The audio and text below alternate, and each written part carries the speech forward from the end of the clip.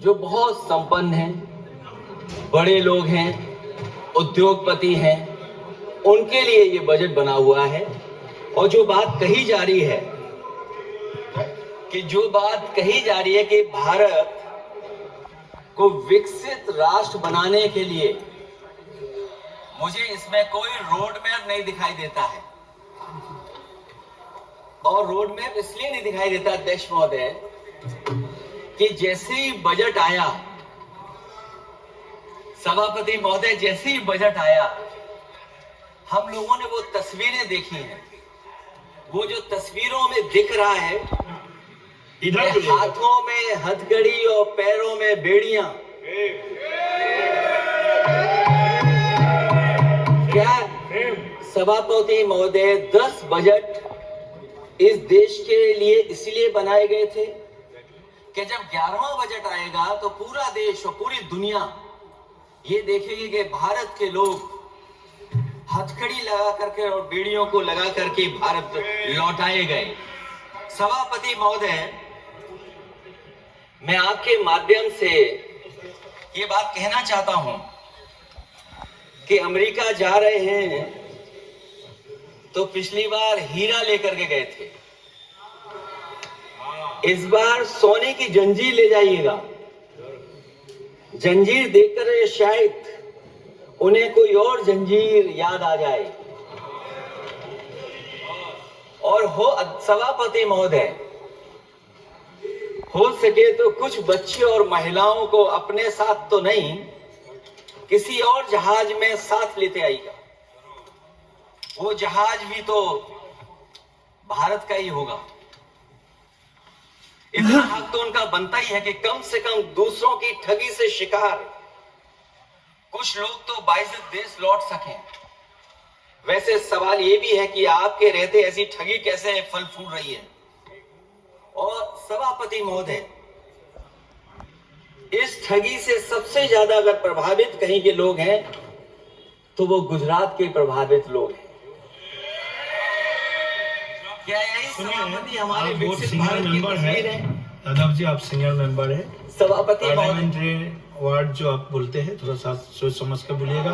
ये ठगी वर्ड जो है थोड़ा सा इसको हटा दीजिएगा। सभापति महोदय, एक दूसरी तस्वीर में हम लोगों ने देखी, Mahakumbh,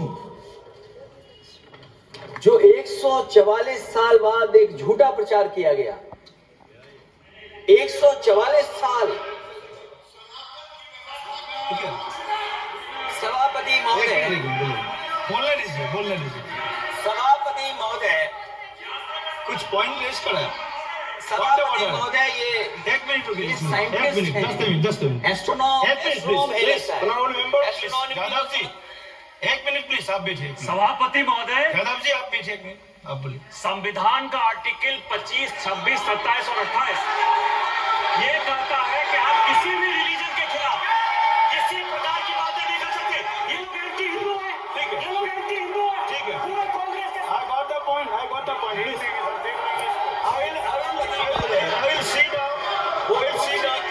I will see. Please be seated. आप लोग बैठिए, हम देख लेंगे। सभापति महोदय, हम देख लेंगे, आप बैठिए प्लीज। आप बोलिए, हम देख लेंगे। गौरव जी बोला है ना, प्लीज आप लोग बैठिए, बोलने दीजिए, नेता को बोलने दीजिए, माननीय नेताजी को बोलने दीजिए। वो महाकुंभ की तस्वीर,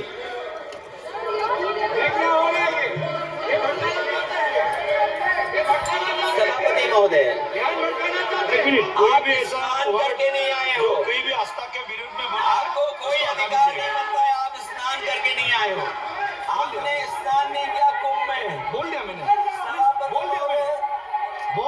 प्लीज। आप हटा दिया जाएगा उसे। सभापति महोदय, इन्होंने कुंभ में स्नान नहीं किया। आप इधर देखिए, शहर पर देखिए, उधर मत देखिए, शहर को संबोधन कीजिए। अगर फोटो आई होती तो मैं जैकेट वाली भी फोटो देख लेता। आपका कोई गलत फोटो दिख रहा है, सभापति महोदय, ऐसा लग रहा है। विकसित भारत की जो दूसरी तस्वीर देखी जी, वो तस्वीर न केवल हम लोगों को दुख पहुंचाती है, बल्कि तमाम वो सनातन को स्वीकार करने वाले लोग, उनको दुख पहुंचाया होगा। सभापति महोदय, अगर लोग तकलीफ में रहे, परेशानी में रहे, और ये पहली बार हुआ होगा ऐसा कि लोग 300 किलोमीटर के जाम में फंस गए, न केवल एक मुख्यमंत्री सभापति महोदय, उन्हें दो मुख्यमंत्रियों को लगाना पड़ा कि कैसे जाम रुक जाए। सभापति, इसके साथ साथ इन्हीं के संगठन के लोगों को जब लगा कि वो व्यवस्था नहीं बना सकते, तो इतने दिनों बाद इनके संगठन के लोगों की अपील है कि भारतीय जनता पार्टी के कार्यकर्ता बाहर आए और लोगों को सुविधा दें, परेशानी दें। ये बात तब सभापति आई है जब लोग दुख, तकलीफ, परेशानी की वजह से इनके खिलाफ चिल्लाने लगे, इनके खिलाफ बोलने लगे। सभापति महोदय, मैं ये पूछना चाहता हूं, जिस स्नान के लिए प्रधानमंत्री गए हो, देश के राष्ट्रपति गए हो, उपराष्ट्रपति गए हो, मंत्री गए हो, क्या यही विकसित भारत की तस्वीर होगी जिसमें आप ट्रैफिक मैनेज नहीं कर पा रहे हैं? हर शहर में ये कहा गया कि कोई शहर से निकले नहीं, सबके सब वहीं पर रुक जाएं, आगे नहीं जा सकते, दर्शन नहीं कर सकते। अगर ये सच्चाई नहीं है सभापति महोदय, सब बॉर्डर सील हुए हैं, जितना भारत के लोग सब बॉर्डर सील हुए हैं, और फिर चांद पर पहुंचने का क्या फायदा जब जमीन की समस्याएं न दिखती हों आपको, जमीन की समस्याएं न दिखती हों। और सभापति महोदय, मैं सरकार से जानना चाहता हूं वो ड्रोन कहां हैं? वो जो डिजिटल इंडिया की बात कही गई थी, वो कहां है? जो लोग अभी तक इस बात की डिजिट नहीं दे पा रहे हैं कि कितने लोगों की जान गई है, कितने लोग वहां पर खो गए हैं।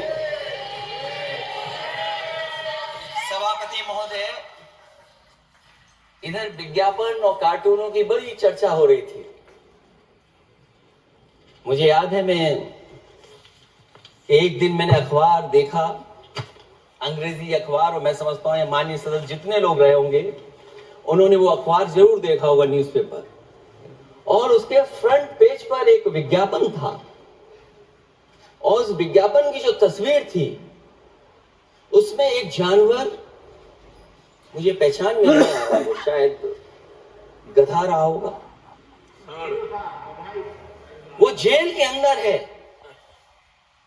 मेरा मन नहीं माना, मैंने उसी दिन सरकार को जगाने के लिए लिखा, और मैं आज सभापति महोदय सरकार के माध्यम से जानना चाहता हूं कि डिजिटल इंडिया करते करते साइबर क्राइम, साइबर लूट और डिजिटल अरेस्ट कितना बढ़ गया है। और जो विज्ञापन दिया था, इस जानकारी के बाद वो विज्ञापन दोबारा अखबार में नहीं आया। वो विज्ञापन की तस्वीर मैं नहीं दिखा सकता हूं, मैं समझता हूं माननीय मंत्री जी उस विज्ञापन को जानते होंगे और देखा होगा उन्होंने। जो विज्ञापन दिया, जनता का भारतीय रिजर्व बैंक से यह सवाल है कि वो अपने ऐसे विज्ञापनों में किसको चित्रित कर रहे हैं और क्यों, और वो कहां से आया है? क्या यह कोई प्रतीकात्मक चित्रण है? यदि हां, तो वो जानवर किसका प्रतीक है? क्या उस सिस्टम का जिसके कंधे पर स्वच्छ और सुरक्षित बैंकिंग की नैतिक जिम्मेदारी है, या उस मंत्रालय का जिसको सुरक्षित बैंकिंग का दायित्व निभाना चाहिए? अगर ये चित्रण जनता को दिखाना चाह रहा है कि ये बहुत ही अनैतिक भी है, जनता इसके लिए मानहानि का दावा भी कर सकती है। अगर आरबीआई यही दिखाना चाह रहा है, तो आप अपने खाता धारकों के प्रति बैंक का ऐसा नकारात्मक रवैया न केवल आपत्तिजनक है, बल्कि घोर निंदनीय भी है। आरबीआई ऐसे विज्ञापनों से नहीं, बल्कि अपने सिस्टम को चुस्त दुरुस्त करके वह जनता में बैंकिंग साक्षरता और बैंकिंग सजगता जागरूकता अभियान चलाकर जनता को सचेत और सावधान करें। उसी के बाद मैं समझता हूं जब भी हम लोग मोबाइल खोलते हैं, कोई ना कोई आवाज सुनाई देती है उसके अंदर। क्या सभापति महोदय, डिजिटल अरेस्ट के माध्यम से लाखों लाख रुपया नहीं लूटा जा रहा है? आखिरकार उसके लिए जिम्मेदार कौन है? कौन जिम्मेदार है उसके लिए? जो बजट दिया है, जो बजट में बातें निकल करके आ रही हैं, बजट में पीडीए के उत्थान के लिए कुछ भी नहीं है सभापति महोदय। और जो लोग अपनी जीडीपी की न जाने कितनी कहानियां बताते थे, आज वो जीडीपी रेट क्यों कम होता चला जा रहा है? क्यों जीडीपी 6.4% के आसपास पहुंच गई है? न केवल जीडीपी, बल्कि आज अगर हम 87 रुपए लेकर के ही $1 ले सकते हैं। कभी डॉलर को नीचे गिरने की कहानी कहीं किसी से जोड़ दी गई थी। आज सोचिए कितने रुपए हम इकट्ठे करते हैं तब जाकर के हमें $1 मिलता है। क्या सरकार के पास इसका कोई जवाब है?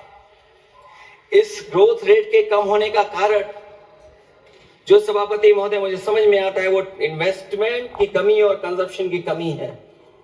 ये देश की आर्थिक विकास की स्थिति पर प्रश्न चिन्ह लगाता है। और यही नहीं, सभापति महोदय, जो भेदभाव बढ़ता चला जा रहा है, जो खाई पैदा होती जा रही है, इन्हीं के आंकड़े बताते हैं कि खाई कितनी है। मुट्ठी भर लोगों के पास पूरे देश की संपदा पहुंच गई। जो ज्यादा लोग हैं वो गरीब हैं। उनके जीवन यापन के लिए 80 करोड़ लोगों को आपको राशन बांटना पड़ रहा है। क्या यही विकसित भारत की तस्वीर है? और फिर दुनिया में हम पर कैपिटा इनकम में कहां खड़े हैं? अगर हम केवल सरकार से, सभापति महोदय, आपके माध्यम से जानना चाहें कि जिन परिवारों को आप राशन दे रहे हैं उन परिवारों की पर कैपिटा इनकम क्या है? और अगर विकसित भारत की तस्वीर लेकर के ये सरकार चलना चाहती है तो कम से कम सरकार के सभापति महोदय जिम्मेदारी बनती है कि जो 80 करोड़ लोग राशन पा रहे हैं उनके आपकी पर कैपिटा इनकम क्या है? एक बहुत प्रिय काम सरकार का है, इतना प्रिय है कि उसका नाम बदल करके इज्जत घर कर दिया गया। मुझे याद है कि एक छत्तीसगढ़ में बुजुर्ग मां जिसने बकरी बेच करके अपना शौचालय बनाया था, और बकरी बेचने के बाद शौचालय जब बनाया तो देश के प्रधानमंत्री जी ने उनका सम्मान किया। आखिरकार सवाल यह है कि बकरी उसे क्यों बेचनी पड़ गई? इसका मतलब यह है कि आपकी जो बनाई हुई स्कीम है वो जमीन पर नहीं पहुंच रही है, उसके लिए पर्याप्त पैसा नहीं पहुंच पा रहा है। आखिरकार पैसा क्यों नहीं पहुंचा, ये तो सरकार की जिम्मेदारी है। और फिर सभापति महोदय, जो शौचालय बनाए उनमें पानी किसी में नहीं पहुंचता, क्या यही विकसित भारत की तस्वीर बनेगी? वैसे तो सभापति महोदय, हम लोग डबल इंजन बहुत सुनते थे, और अब इस बजट में 2 इंजन और बढ़ गए हैं। सभापति महोदय, ये 4 इंजन वाला है बजट। 4 इंजन। लगता तो ऐसा है कि ये एक के बाद एक इंजन खराब हो गया होगा, इसीलिए इन्हें 4 इंजन लगाने पड़े। ये जनता को धोखा दे रहे 4 इंजन की बात कर करके। क्योंकि जब उत्तर प्रदेश को देखते हैं तो वहां पर जो डबल इंजन की सरकार चल रही है वो डबल ब्लंडर कर रही है। उनके डबल ब्लंडर देखने को मिलने हमें। और अगर ये 4 इंजन की सरकार है, जो सबसे पहला इंजन है सभापति महोदय, वो हमारे किसान और कृषि का है। 10 साल गुजरने के बाद भी और इतने बजट आने के बाद भी आज तक किसानों की आय दोगुनी नहीं हुई।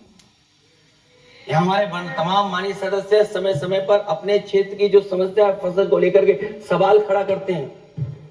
कई किसान नेता आंदोलन कर रहे हैं, अभी भी आंदोलन चल रहा है। सभापति महोदय, इस सरकार के पास जो विकसित भारत का सपना दिखा रही है, अभी तक किसान की आय दोगुनी कैसे हो उसका कोई रोड मैप नहीं है इनके पास। अगर कोई रोड मैप रहा हो तो बता दें हमें। और फिर एमएसपी की कानूनी गारंटी। सभापति महोदय, हजारों किसानों की जान चली गई, कि एमएसपी को कानूनी गारंटी मिले, लेकिन आज भी वो गारंटी नहीं मिल पा रही है। क्या यही हमारा विकसित भारत होगा जिसमें किसान को एमएसपी नहीं मिलेगी, उसकी कोई गारंटी नहीं है? जो किसान की आय दोगुनी का सपना ले रहे थे, उन्होंने स्वामीनाथन जी को भारत रत्न तो दे दिया, लेकिन उनके कही हुई बातों को अभी तक नहीं पहुंचा पा रहे हैं। जो फसलें दलहन तिलहन बढ़ावा देने के लिए जो मिशन की घोषणा की गई थी, वो क्या मिशन अभी पूरा हुआ है? क्योंकि अभी तक हम लोग तिलहन इंपोर्ट कर रहे हैं। दलहन तिलहन के बारे में पहले बजट से कहा जा रहा है, अध्यक्ष महोदय, आज भी हम लोगों को इंपोर्ट करना पड़ रहा है, और उसका परिणाम यह है कि हम अपने किसानों को जो लाभ देना चाहते वो नहीं लाभ दे पा रहे हैं। प्रधानमंत्री धन धान कृषि योजना 100 पिछड़े जिलों के लिए घोषित हुई है, लेकिन इसके लिए कोई बजट नहीं दिया गया है। फल और सब्जी का उत्पादन को बढ़ावा देने के लिए भविष्य में योजना बनाई जाएगी। यही 4 इंजन की बजट है कि फल और सब्जी के लिए बाद में बजट बनाया जाएगा, बाद में बजट घोषित होगी, पॉलिसी क्या होगी वो बाद में तय होगा। कृषि क्षेत्र में रिसर्च और डेवलपमेंट के लिए अधिक धन की आवश्यकता है, शायद इस बजट में अध्यक्ष महोदय वो नहीं दिखाई दे रहा है। कृषि क्षेत्र में कार्यबल करीब 46% है, लेकिन जीडीपी में इसका योगदान केवल 18% है। किसानों की खराब आर्थिक स्थिति को दर्शाता है कि अभी हमारा किसान गरीब है। फसल बीमा योजना, मुझे याद है फसल बीमा योजना को लेकर के न जाने कितना प्रचार किया गया, लेकिन सच्चाई तो यह है कि जब क्लेम करने की बात आती है तो जो आंकड़े बताते हैं वो अभी भी 3% से ऊपर नहीं पहुंच पाए।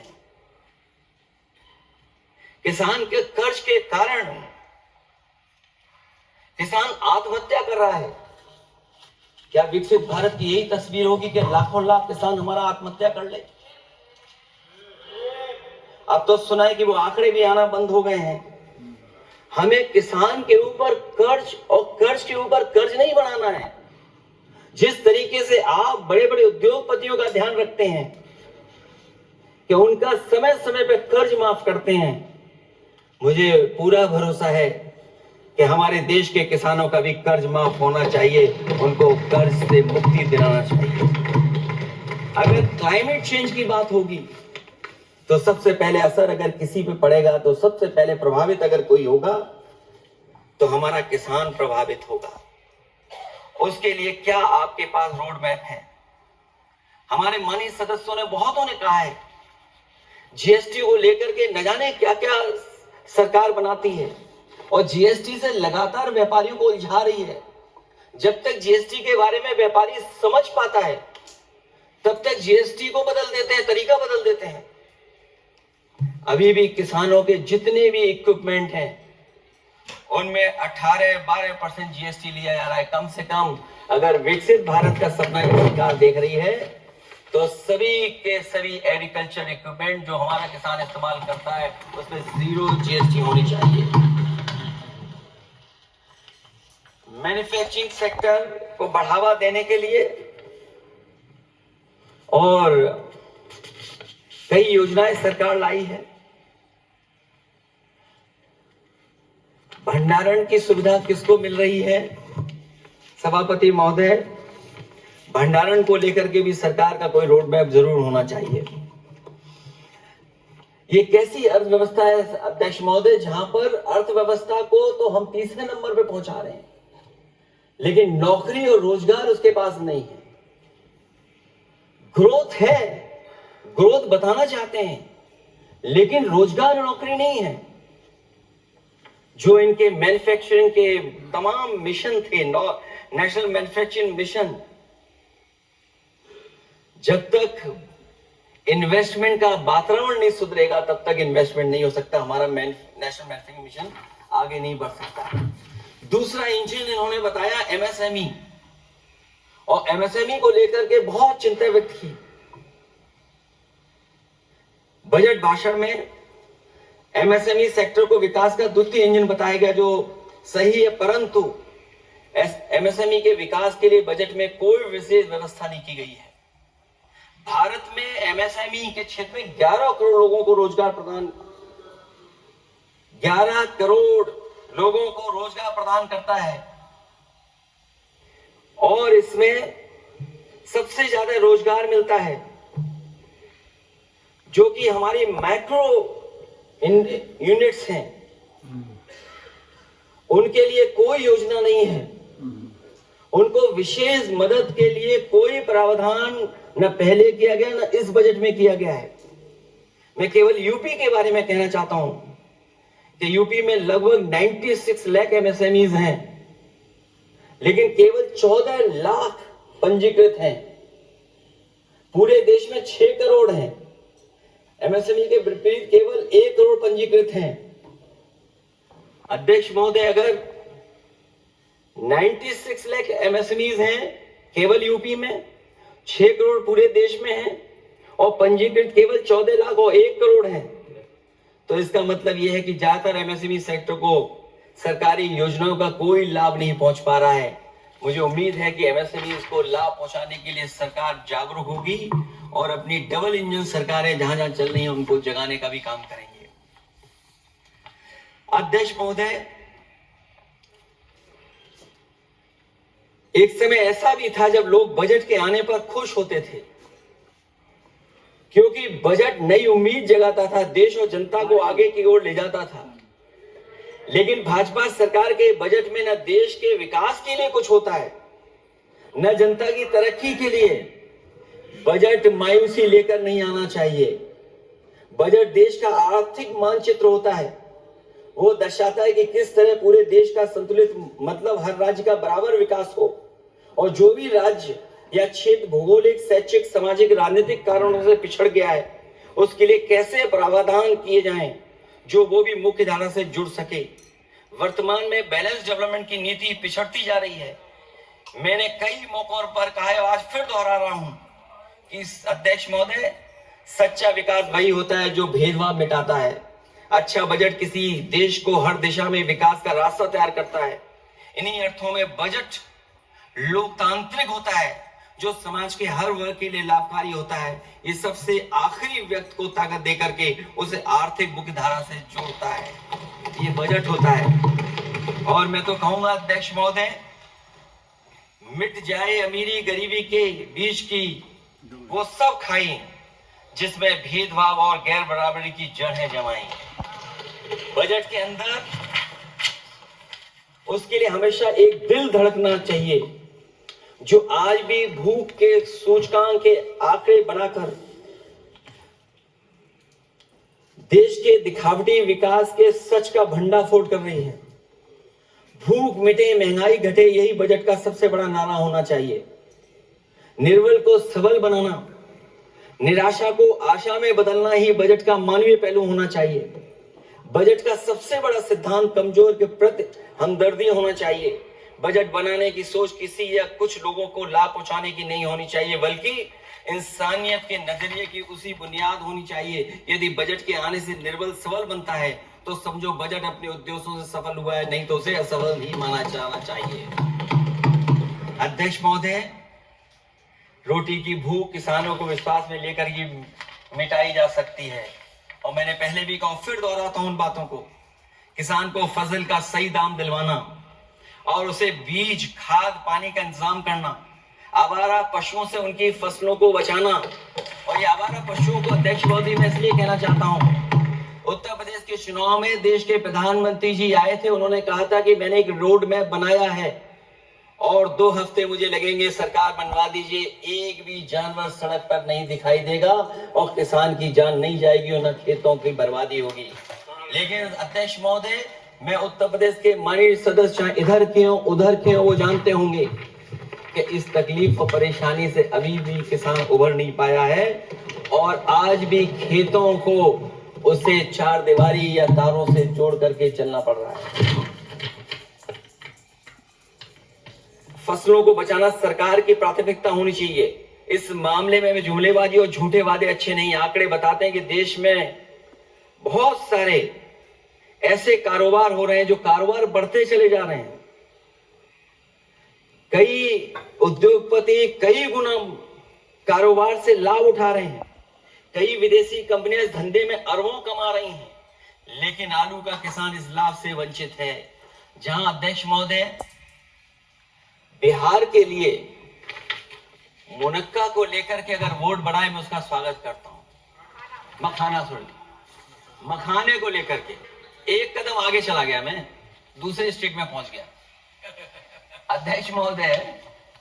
लेकिन मखाने का जो बोर्ड बनाए, लेकिन हमारे साथियों मखाने का ध्यान रखना, जिस तरीके से पॉपकॉर्न का मीठे और नमकीन में जीएसटी में हेरफेर हो गया है, कहीं आपके मखाने में भी मीठे का जीएसटी अलग हो, नमकीन का अलग हो, गुड़ वाले का अलग हो मखाने में। हाँ, कहीं वैसा ही ना करेंगे। आज किसान का आंदोलित होना सरकार की विफलता का सबसे बड़ा उदाहरण है। सरकार और किसान के बीच भरोसे के बिना भूख नहीं मिटाई जा सकती है। समय पर बीज खाद को मिलना, कृषि ऋणों को माफ होना, एमएसपी दिलवाना सरकार का दायित्व है, वो इससे बच नहीं सकती। किसानों के हिस्से में काले कानून नहीं, सतरंगी भविष्य आना चाहिए, और ये सरकार काले कानून ला करके हमारे किसानों को अपमानित करना चाहती है। वहीं अध्यक्ष महोदय, हमारे मानव संसाधन के लिए स्वास्थ्य एक बड़ी चुनौती है। चिकित्सा स्वास्थ्य में